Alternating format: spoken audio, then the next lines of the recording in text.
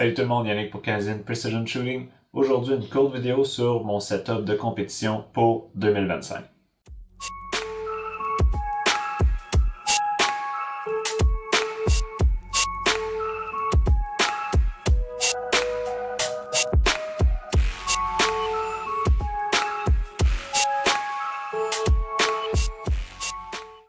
Donc, c'est une question qui revient souvent. Qu'est-ce que les tireurs en compétition utilisent? Qu'est-ce que moi j'utilise? Qu'est-ce que je préfère? Pourquoi? Comment mon arme est setée? Donc, aujourd'hui, on va faire une petite vidéo pour couvrir à peu près tous ces volets-là. Pour tous les morceaux que je vais parler aujourd'hui, je vais mettre les liens à l'intérieur de la vidéo pour voir les manufacturiers qui les font, les sites qui les vendent. Donc, si jamais vous avez de l'intérêt ou autre, vous pouvez juste aller voir dans la description, trouver ce qui vous intéresse.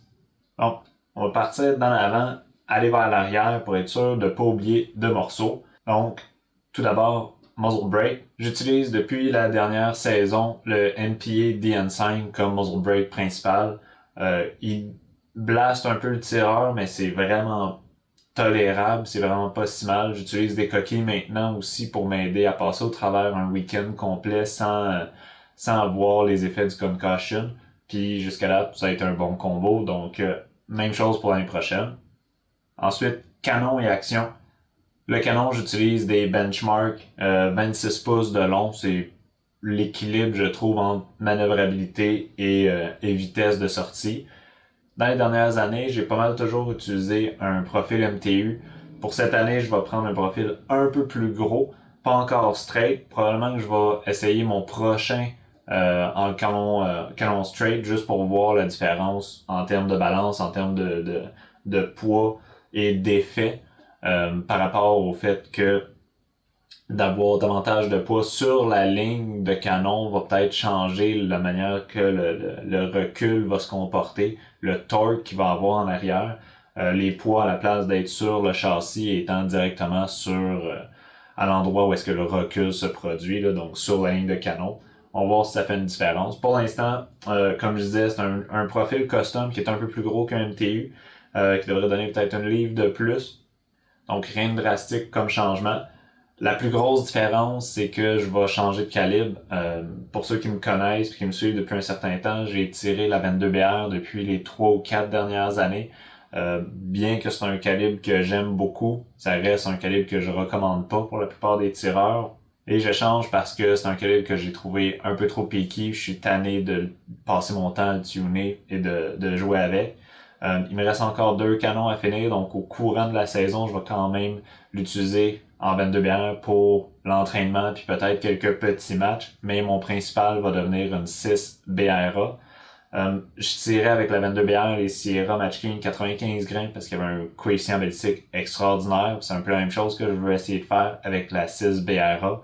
C'est d'aller tirer les 110 grains Sierra Match King qui ont un excellent BC à une vitesse d'environ 2800 pieds secondes. Le tout va être chambré par Paul Barrette chez Red Nub avec un reamer custom pour une 6 BRA et attaché à mon action Defiance Elite parce que j'aime les specs qu'il y a dessus, j'adore comment il est smooth. On va lui changer le spring du firing pin parce qu'il a dépassé de beaucoup 10 000 coups. Donc il est dû pour un petit refresh, mais sinon elle a toujours été hyper fiable, donc on reste avec ça. Donc maintenant que l'action est faite, si je repars d'en avant, donc bipied MDT Skypod, j'utilise le Double Pull en version standard, donc pas la Heavy Duty. Double Pull est pas nécessaire, c'est une question qui revient assez souvent. J'aime le Skypod parce que il y a des tonnes d'ajustements. On peut le mettre dans pratiquement tous les angles, à peu près à toutes les hauteurs. Puis c'est vraiment pratique quand on tire sur différents angles ou qu'on a beaucoup de kent, on est capable de laisser le bipod travailler. C'est pas le bipod qui est le plus solide si on fait du tir prone sur un bench. Quand je veux faire ça, j'ai un AccuTac que je peux m'installer, mais pour le PRS, c'est vraiment un bipod qui permet de l'utiliser dans beaucoup de positions puis de scénarios différents. Avant de passer aux autres gros morceaux, magazine, j'avais pas montré au début, mais il est vide puis j'ai un chamber flag dedans, donc ça reste sécuritaire. Magazine MDT 12 rounds. parce qu'ils ont été hyper fiables. J'en ai une bonne dizaine, j'ai jamais eu de problème avec. Je leur ai aussi installé un cover à la base pour deux raisons. Pour le feeling, quand on tire dans le froid, ces choses-là, c'est le fun de pas être en contact direct avec le métal quand on joue avec ses mags. Puis la deuxième des choses, je suis pas certain honnêtement que ça ait un gros changement. Si on échappe le mag, ben ça donne, le pad est en rubber, fait que ça donne un petit coussin pour quand même pas venir taper directement sur le métal et faire vibrer les balles qu'il y a à l'intérieur. Comme j'ai dit, je pense pas que ça ait un gros effet, mais bon, le look reste bon. Au niveau du châssis, dans la dernière année, je suis passé du Matrix Pro de MPA au Vanquish. Vanquish qui en fait est une version un peu plus mince au niveau du forend que la version Matrix Pro. Sinon, on retrouve les mêmes caractéristiques que la Pro, j'aurais dit la Pro Gen 2, là. Les mêmes caractéristiques en termes de bridge plus adapté. Donc, on peut mettre les pièces. Là, ici, j'ai un One Piece Bridge que je suis en train de tester, qui est fait en polymère avec du fibre de verre intégré, qui est en un morceau plutôt que ceux qui viennent directement de MPA qui sont en fait plusieurs petits morceaux qu'on met dessus. Je les aime beaucoup, ils sont en aluminium aussi, donc plus solides et ils ont les couleurs qui matchent. La seule chose que j'aime moins, c'est pour les compétiteurs qui enlèvent souvent leurs actions pour les nettoyer, juste jouer avec, etc. Plusieurs petits bridges, ben c'est 4 vis pour chacun des morceaux, versus le gros bridge, là, pour l'instant, je n'ai mis juste 4 dessus, donc ça prend autant de temps à enlever le bridge complet que les petits. Sinon, il n'y a pas vraiment d'avantage. Ça fait un Mirage Shield que j'aime bien aussi pour quand le canon devient chaud. Mais on est encore en train de le tester, donc à voir, ça se peut qu'il reste pas au courant de la saison. Donc, c'est un des changements que la Vanquish a, tout l'avant qui est fileté pour pouvoir ajuster les accessoires qu'on y met. Et le bud pad qu'utilise aussi les Gen 2. Donc celui-là, c'est le modèle de compétition qui est plus léger. Donc en fait, il enlève tout ce qui est le hardware pour l'ajustement du bud pad, du cheek piece. Et ils ont changé aussi le bag rider pour du polymère. Donc ça enlève, si je me trompe pas, c'est une livre et demie du bot stock avec cette version-là. Sinon, il y a toujours moyen d'avoir le hardware qui est en métal puis qui va rajouter ce poids-là si on le veut. Personnellement, ma Vanquish, je l'aime comme elle est actuellement. Son poids total revient à 21,5 livres et son balancement se fait directement, on le voit ici où est-ce qu'il est accroché sur le trépied, ce qui correspond parfaitement au milieu d'un Game Changer Medium qui est le bag par excellence que moi j'utilise. Et donc j'ai la balance parfaite avec le poids de l'arme que moi j'aime. Donc comme j'ai dit, il y a moyen aussi d'avoir le bot stock avec plus de poids qui peut rajouter jusqu'à une livre et demie, si je me trompe pas. Puis on peut rajouter tous les accessoires pour mettre du poids à l'avant. Moi, les seuls poids que j'ai actuellement, c'est les poids externes de Grey Ops, qui aident aussi à prendre l'arme en main. Je trouve qu'ils sont vraiment bien faites de ce côté-là. Puis ça emmène le poids de l'arme finalement où je le veux et la balance où je le veux. J'ai aucun poids à l'intérieur. Par contre, il y en existe. On peut en mettre autant sur les pros que sur la Vanquish. Donc c'est comme ça que moi je l'aime comme setup. Par contre, il y a des gens qui vont vouloir beaucoup plus de poids que moi. Puis à ce moment-là, tout est pas mal ajustable. Comme accessoire aussi sur la Vanquish, j'ai le barricade stop. Je l'aimais pas beaucoup au look au début, mais force est de constater que ça va extrêmement bien quand on veut loader sur une barricade ou même juste se positionner, met le bag, met la carabine, on fait juste pousser jusqu'à ce que tout s'arrête. Et pour les transitions, admettons sur un skill stage où est-ce qu'on veut essayer d'aller un peu plus vite, je peux garder le bag coincé sur le barricade stop puis me déplacer avec en utilisant une seule main. Donc sans avoir un bag qui est attaché à ma rail parce que ça j'aime pas particulièrement, mais je suis capable de faire mes déplacements, mes transitions de cette manière-là. Ça va vraiment bien. J'ai rajouté personnellement un peu de grip tape dessus, recommandation de fil, puis ça l'aide vraiment beaucoup pour justement garder le bag en place durant les transitions. Pour le reste des accessoires, qui peuvent venir avec la MPA. Moi, personnellement, je roule la Vertical Grip numéro 3. C'est la grosseur que j'aime, c'est la forme que j'aime. Il y en a, je pense, 7 ou 8 différents modèles. Le Thumb Rest, c'est un des Thumb Rest qui venait avec. Je pense que c'est le Gas Pedal.